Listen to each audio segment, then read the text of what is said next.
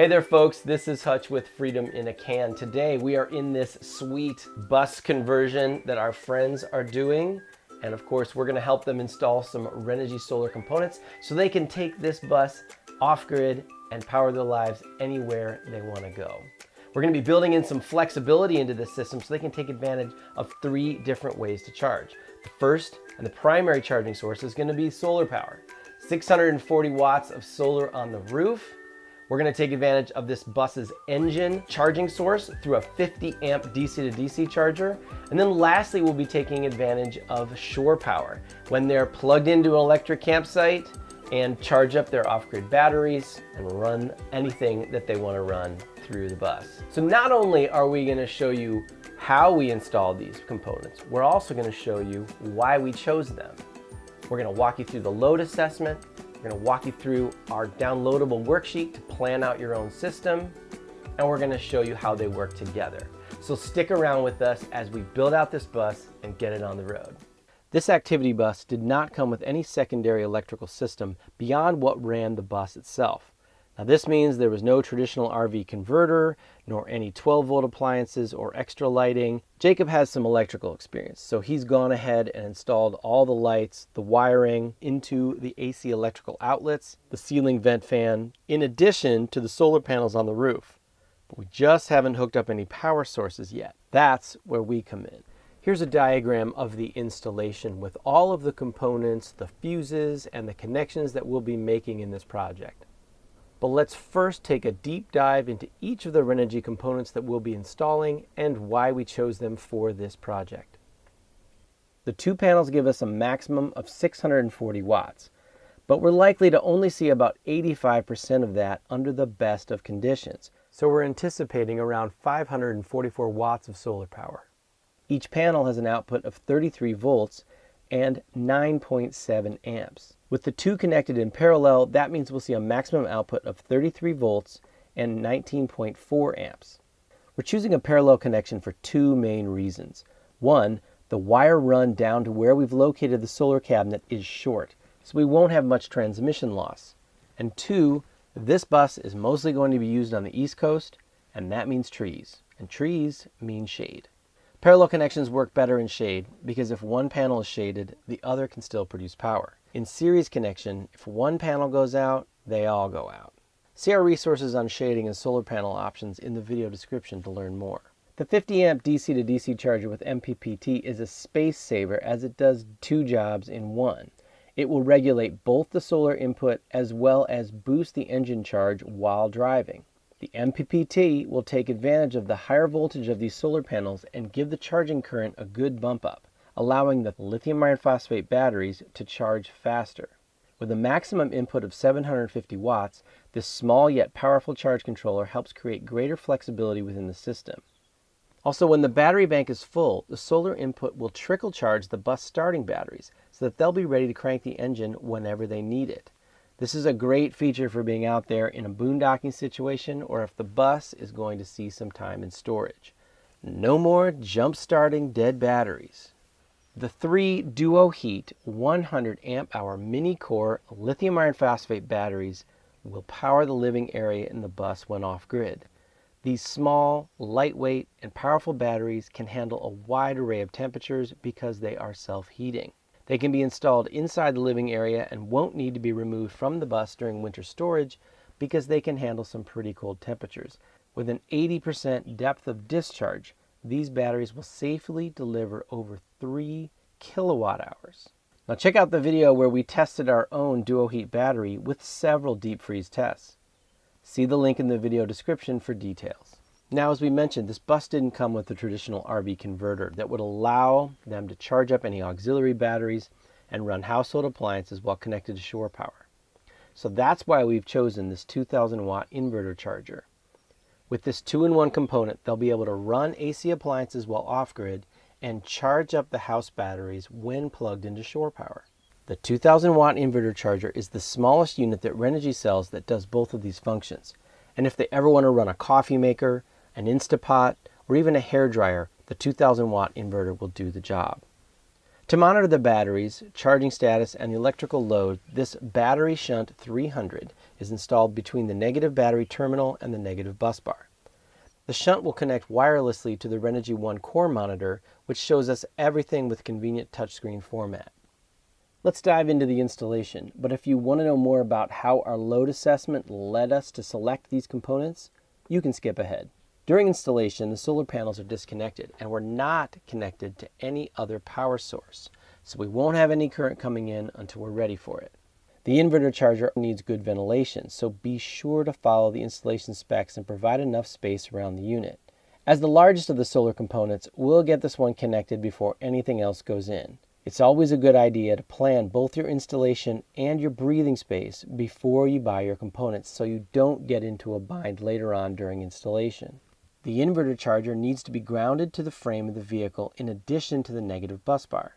So we've taken an 8 AWG wire down to the chassis. The DC connection cables need to be 2/0 AWG. And in this space, it was a little tricky to bend in this small of a cabinet. The positive connection goes through a 200 amp A&L fuse and then onto the positive bus bar. Installing the AC input wires is very straightforward. We had a good space where we could drill directly into the solar cabinet from the outside of the bus and install the extension cord plug. We're only going to be using one 15 amp AC circuit inside, so this 15 amp extension cord input will work well. Connecting the 3 AC input wires to the inverter charger is also very straightforward. Black for live, white for neutral, and bare copper or green for ground.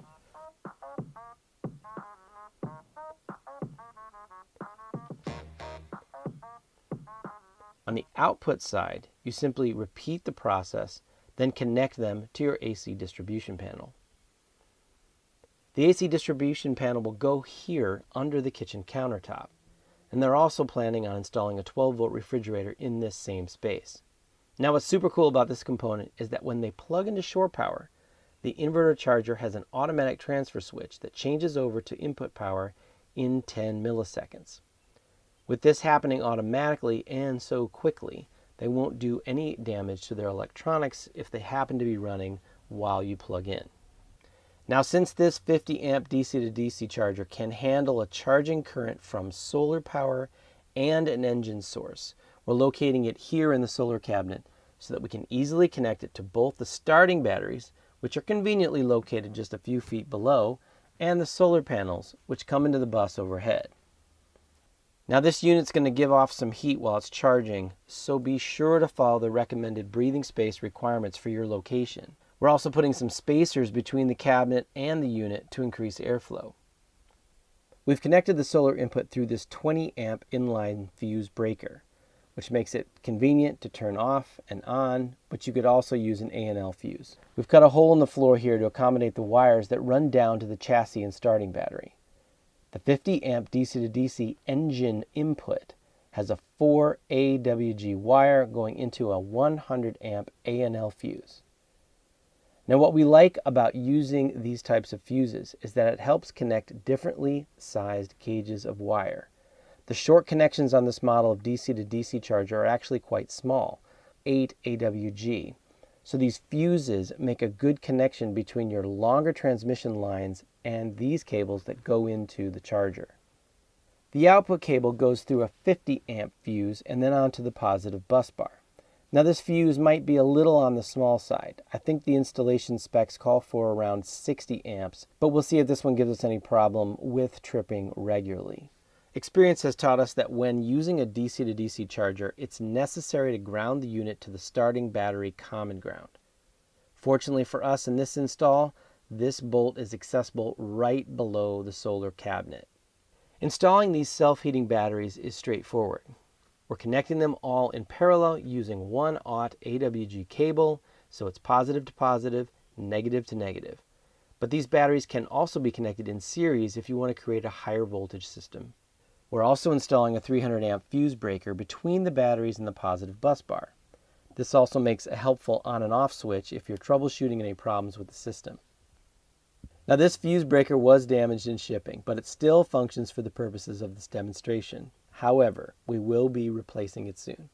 These batteries do not come with any Bluetooth capability, so the best way to monitor them is through the Renogy Battery Shunt 300.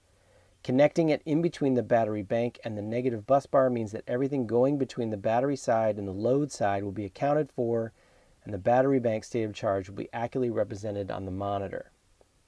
Connect the battery negative to the B- lug and the bus bar to the P- with the same size cables that you've used to connect the batteries. Connect the power source to the unit to the positive bus bar, and the unit will work as intended. We're also going to connect the second battery input to the bus's starting battery over here, which will give us voltage information on those batteries as well. But this is entirely optional.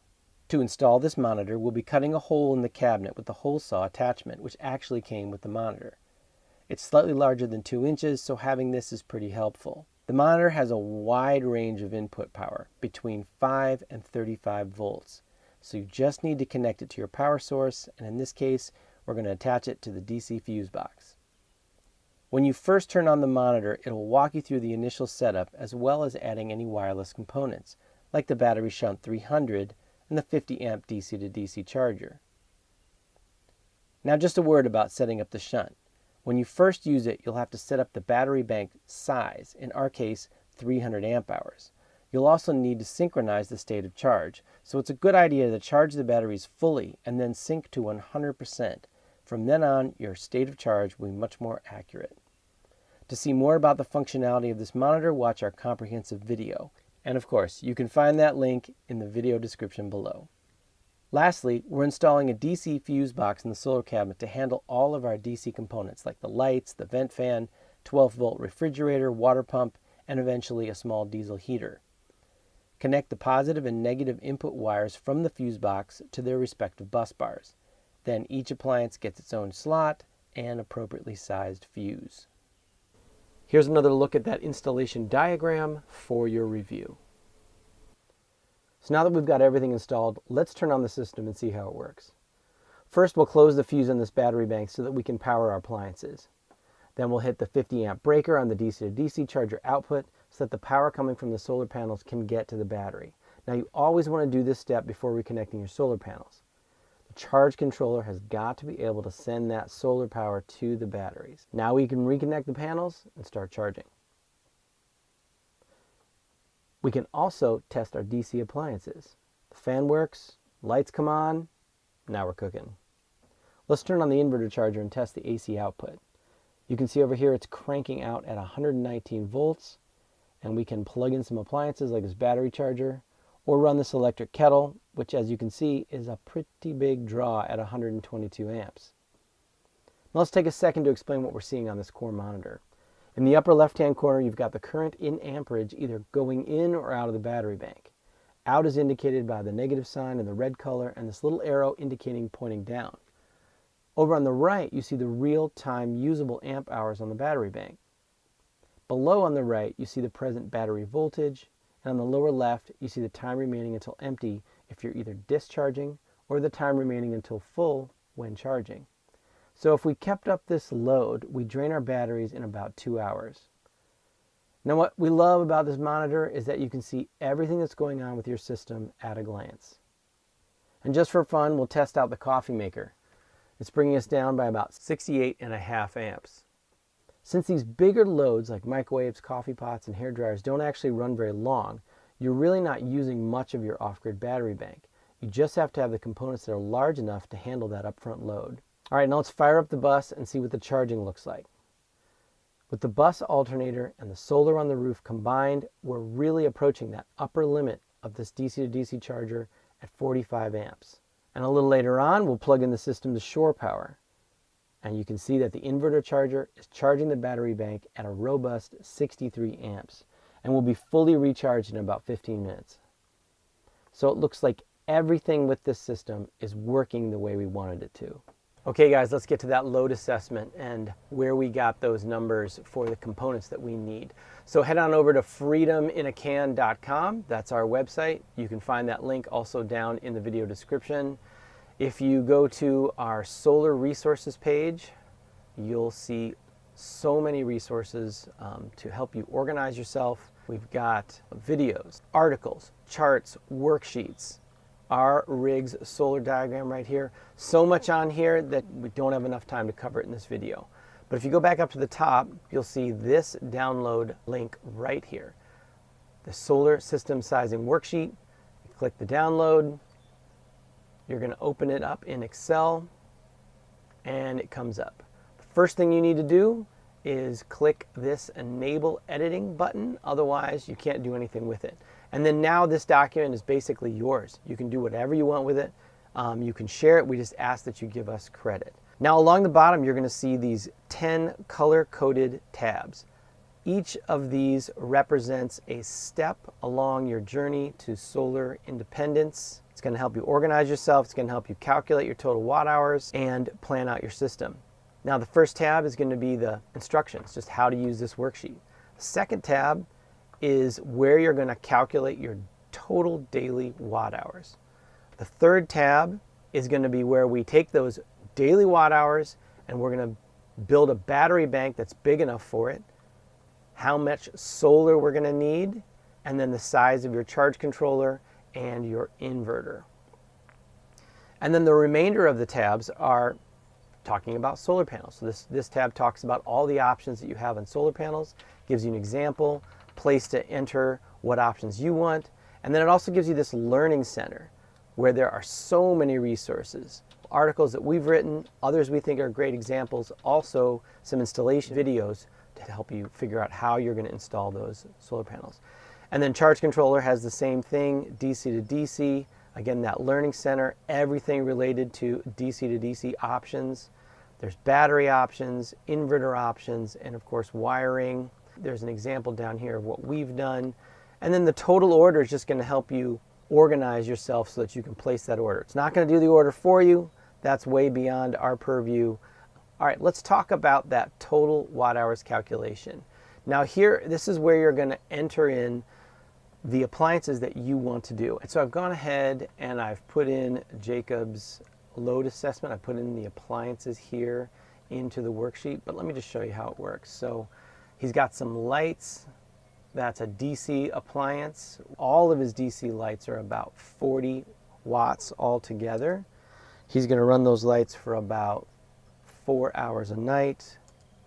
That gives us a total daily watt hours of 160 watt hours. Now you can look and see we've got the vent fan, 36 watts, 4 hours a day.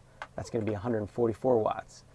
There's the diesel heater, and you can see there's the cooler at 390 watts. I want to point out here that there's an AC load as well. So let's say they're going to use a laptop. You can choose AC load. It's a 300 watt laptop. Maybe you're only going to charge it like half an hour a day.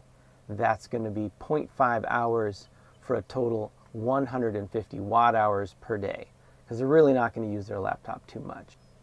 Going down to something like hair dryer, you're going to choose AC. It's a high wattage appliance, 1500, but you're really not going to use it very often. Maybe a couple minutes a day or a couple minutes averaged over a couple of days. So we're just going to put 0.05 hours per day, which equals a total of 75 watt hours. So even though the load is really high, you're not actually using it for that long. Now, if you see something that you don't have in the list we've already created, like down here, he's added a water pump. You can just type that right into these open cells down here, and it'll still calculate everything for you. So the DC water pump is 12 volt appliance. Its max amps is 6.75 amps.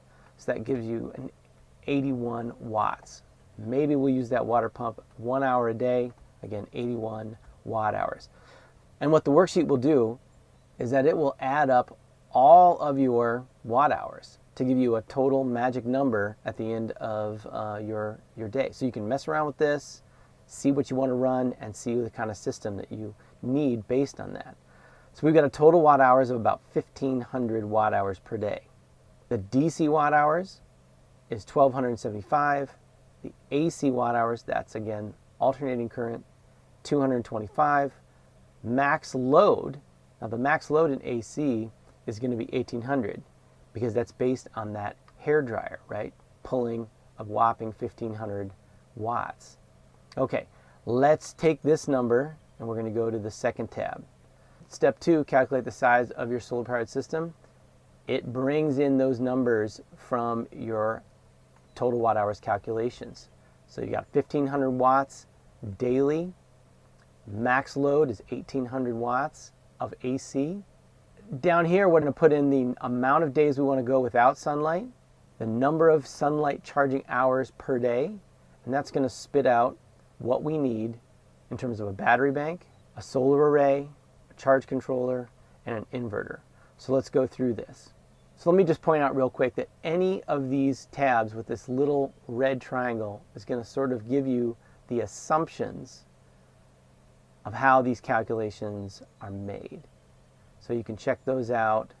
It's going to give you some information if you want to know how are you getting these calculations. And you can see them right here. So looking at sunlight availability, if we need to know where are we going to be in the United States and how much sunlight do we have per day, you can find this link right here. And that's going to give you the average amount of sunlight for a number of cities in the United States. So let's say we're going to go to Arizona for the winter.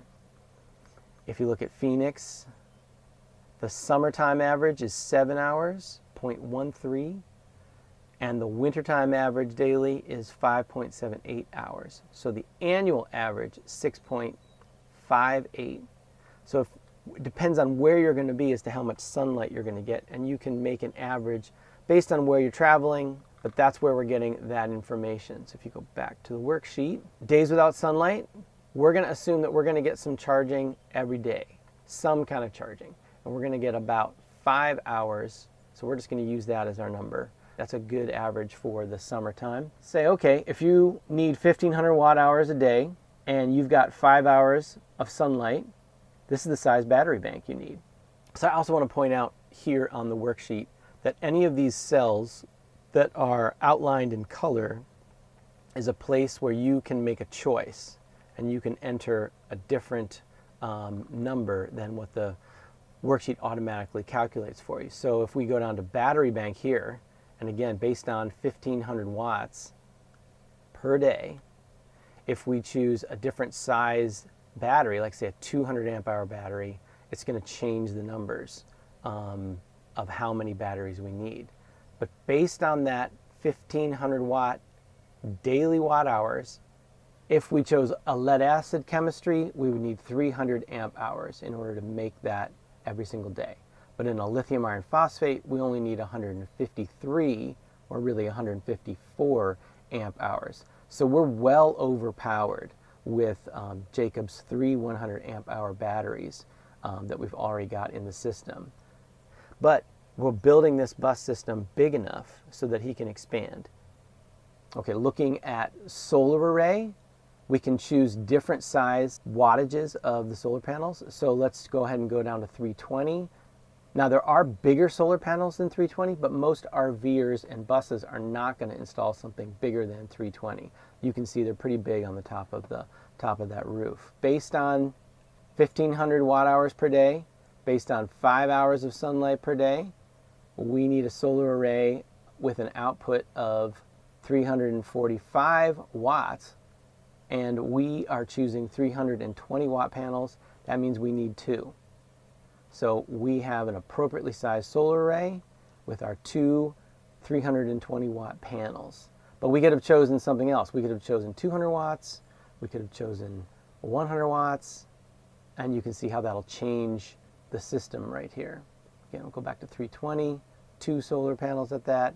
Okay, based on how you set up your panels, either in parallel or in series, you will need different specs for the charge controller. So we've chosen 320 watt panels. We need to have a charge controller with a minimum ratings of 24.3 input. That means it can handle what the solar panels are giving it in amps and also in volts. And if you set those solar panels up in series, it's going to give you different specs, but again, you've got to have a charge controller that can handle that.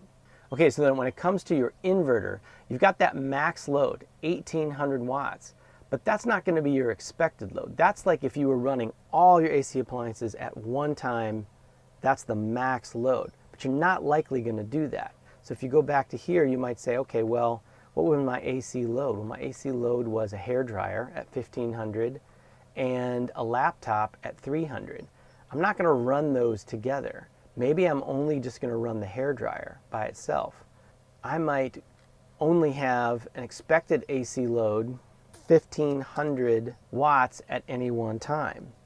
So what that's going to give me a minimum inverter size of 1825, and that's calculated based on a safety factor so that your inverter is not overloaded.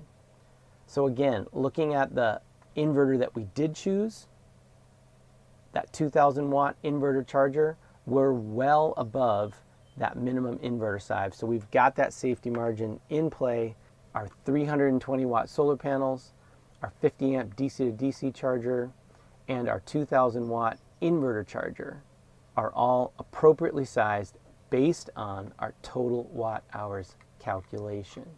And you can see that when you go here into solar panels, it carries over that information that you put into the solar system calculator. If I go over to charge controllers, it carries over that information here so you can see what's going on.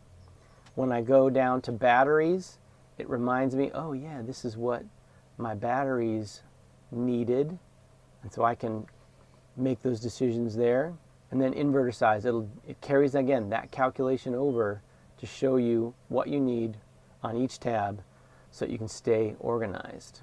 We created this worksheet a few years ago. We continue to add on to it. We continue to make changes and improvements. Again, you can download this at our website, Freedom in a Can, and you please mess around with this. If you see anything that's going wrong with it, please reach out to us. Let us know. We'd love to make it a great tool for everyone to size their solar system appropriately for their needs. All right, guys, we've showed you the 3 different ways we're going to charge and run this bus. We've showed you how they all go together. We've showed you how you can use our worksheet. Remember, that's downloadable off of our website. You can find that link in the description below. And also, reach out to us with any questions, comments, anything you have about this bus. And don't forget to use our discount code CANLIFE and the link in the description below to get a discount on any Renogy gear. It's been great doing this project with you, brother. Yes, absolutely. Thanks, man. Thank you. We'll see you on the road.